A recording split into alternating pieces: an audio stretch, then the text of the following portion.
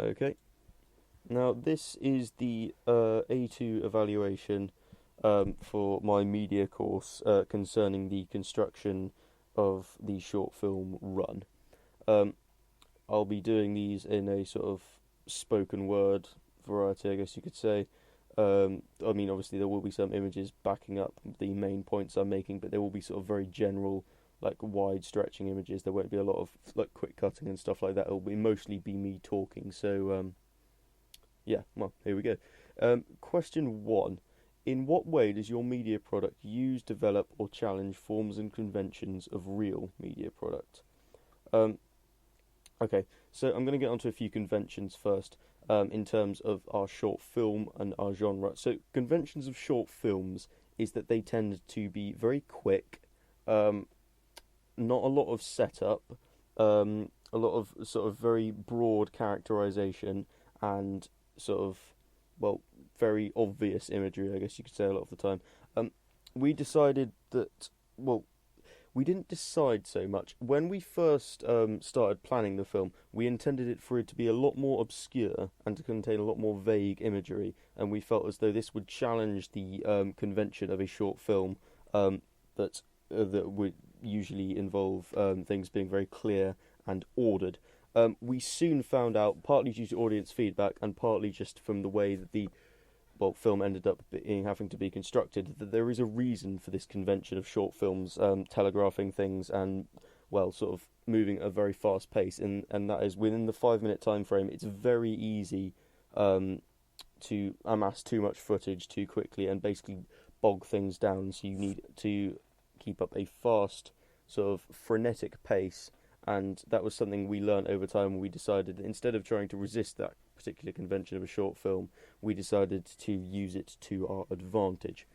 Um, in terms of our genre bounces around. It's not exactly one like set specific genre, but I would say if I had to pick two, it would be the art house film and the action film. Now, art house films, as you will have known if you've read the rest of my blog, is art house is not so much a genre. It's something that like most genres of films can fall into if they are filmed in a certain manner. It's usually focusing on aesthetics and symbolism and a deeper meaning behind it rather than on the surface plot and dialogue. And considering our film is entirely void of diegetic sound or and very minimal dialogue, the yes, it does convene to that art house sensibility of expecting the audience to notice the aesthetics and the symbolism and the way the entire film is shot a lot more than expecting them to just sit there and listen to a story being told. There is a story being told, obviously, but you have to pay attention for it, which is like, well, yeah, is a convention of a large amount of art house films. So we decided to adhere to that convention in the way we constructed it. In terms of action films, our short film is entirely based around action, and yet we chose to challenge as many of the conventions of action films as we could. So, to name a few, the fact that there is usually a victor and a set antagonist and protagonist. Um, in Run, there is no good guy and there is no bad guy. There are just guys, I guess you could say. There are just characters, and they all have their own motives, and well, they all have the same motive, which is they wish to acquire the bag. It starts out with the characters known as the Shades in possession of the bag, and well, sort of yeah, as you know, the events that go on from there. So we decided that right from the start that there was not going to be any set sort of protagonist. The film is viewed from multiple different perspectives, in multiple different times, and characters are portrayed as is. There's no sort of like music accompanying a certain character, which like is a conventional. A large amount of action films, the soundtrack or the dialogue will change depending on how we're supposed to feel towards that character. We wanted to let the audience decide for themselves how they felt towards a character, and so that is why we decided to challenge the convention of action films that it usually quite clearly sets up who is supposed to be the good guy and the bad guy. Another convention of action films that we decided to challenge, that is kind of hard to spot, is its attitude towards gender.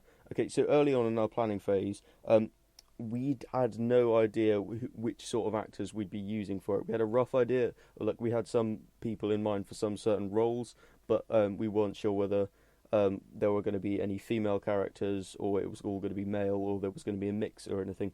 In the end, we ended up having two female characters, and in a large amount of action films, the way it works is that the female characters, no significant harm is done to them whatsoever. They are spared by the plot. They usually have a quite solid case of plot armor in the fact that they are usually a non-combatant in the story, and someone who doesn't usually get involved with a lot of the action. That is a convention of many action films, especially Western action films.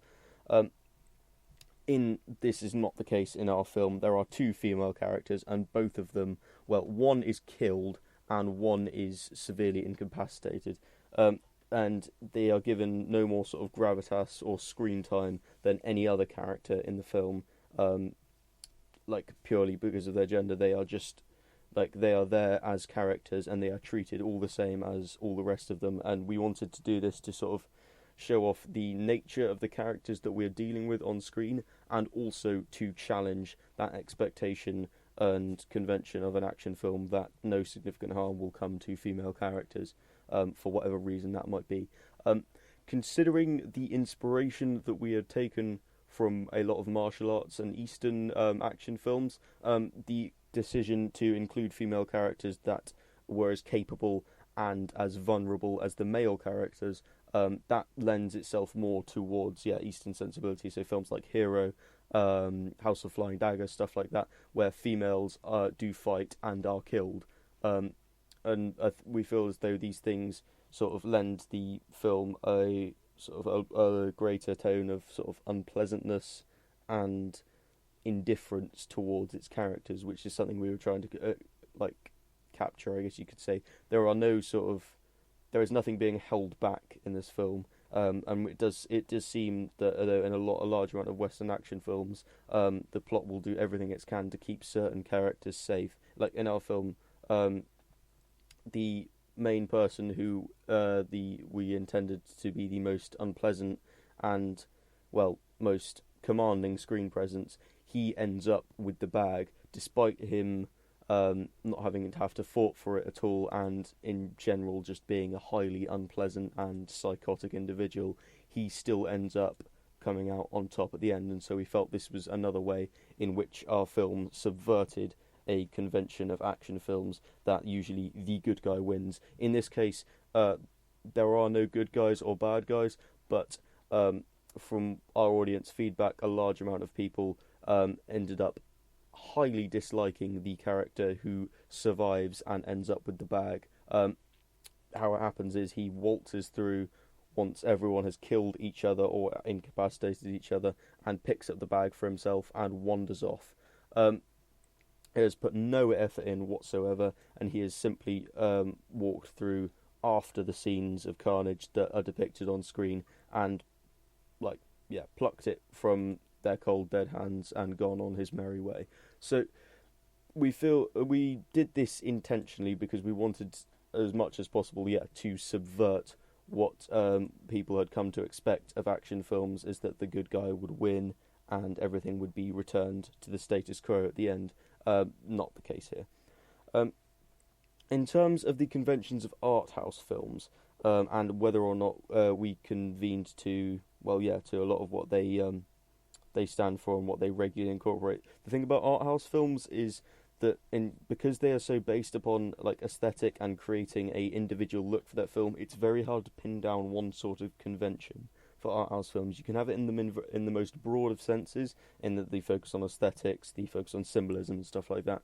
That is all present in our film, but we tried as hard as we could to create our own atmosphere for the film and not try to borrow any other art house film we can think of. Possibly the closest art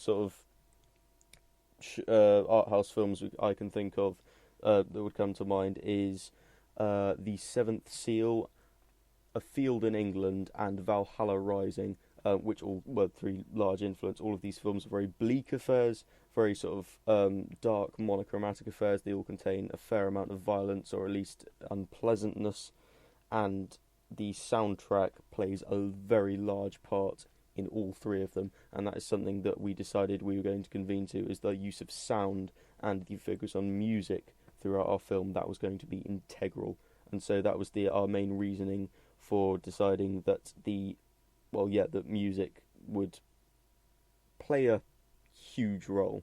And so it was from those sort of films, like directors like Nicholas Winding Refn, Ingmar Bergman, stuff like that, like sort of classic art house films that sort of codified the genre, and in Winding Refn's case, brought it into the 21st century. And so we decided that would, although we weren't going to take a huge amount of stuff from them, that focus on music and sound design, that was going to be something that we decided to use as a convention. Now, in terms of the combination of the two genres, it's not a particularly regularly done thing. Obviously, like as just stated, Nicholas Winding Refn's work, stuff like Drive, Bronson, Only God Forgives, films like that, they all contain large amounts of action, but at the same time, not large amounts of action, small amounts of action. They are usually broken up by very long periods of silence and inactivity and reflection, which, when the violence comes, makes it all the more palpable and intense. And although if we had been given it a longer time and a longer time frame, obviously it was limited to 5 minutes, but if we were given a longer time, we would have almost certainly spaced out the gaps between the violence and sort of an inconceivable amount, because obviously that was where our inspiration came from, and if we had the time, we would have adhered to that convention, but we had to challenge it due to the fact that our film had to be 5 minutes. We tried to use that sense of like pacing and like leave gaps between the violence, and it ended up being around 10 minutes long. That's double the runtime that we actually would have been able to sort of viably use, and so we realised that we were going to basically need to make it as tight and as fast as possible. And so this challenged the convention of a lot of art house films of a slow pace and a slow burn, because we simply didn't have that option to both create a slow pace and show all of the events on screen that we wished to see. And so we had to challenge that convention due to the time period that we were given. In terms of martial arts films, now they were not the main sort of inspiration, but they obviously did play a big role. And the conventions present in a lot of Eastern sort of martial arts films, probably the most sort of adhered to within our film, like the ones that aren't challenged, the one that used the most would be from Eastern martial arts films or Eastern thriller action films such as Old Boy, Snowpiercer, The Raid.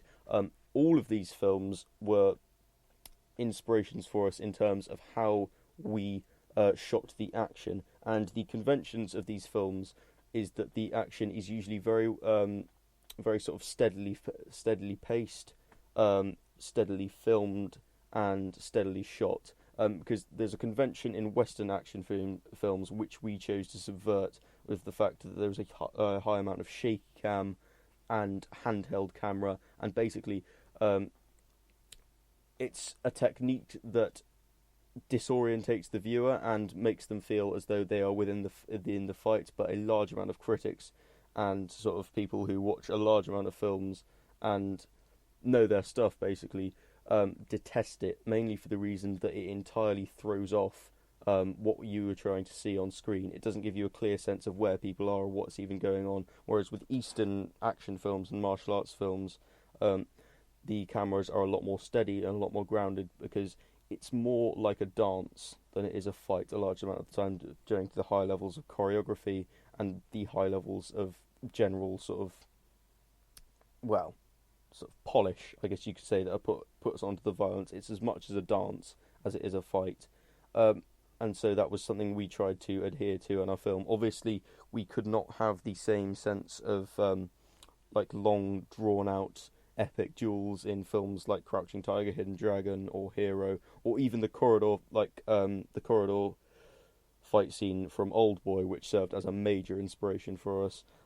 We couldn't draw things out to that sort of length because of the time constraints, and so the fight scenes that we did have, we tried to make them all the more sort of choreographed and memorable. And so that is why our fight scenes look like they do. Is because we took the conventions of Eastern martial arts films of having highly choreographed, painstakingly maneuvered fight scenes and sort of crushing it down to its barest elements and trying to make it as well as easy to follow as possible. And so art house films, martial arts films, action films, in terms of which genres conventions we used the most, would be the martial arts films. Which we challenged the most would be the action films, obviously with the presence of and how the female characters are treated and how the action scenes are filmed, and which which sort of three main genres we developed would be the art house films through the sense of speeding up the pace and the speeding up of how the story sort of maneuvered and how the characters conducted themselves. And so all of these three different genres, one was subverted, one was used, and developed the third. And so all of these genres, as you can probably tell from the state of the blog, they all serve as major inspiration for us. And so we feel as though, looking back on it now, it's quite easy to see which of the conventions we've taken and used, and which of these conventions we've taken and decided to sort of turn on its end for sort of greater effect.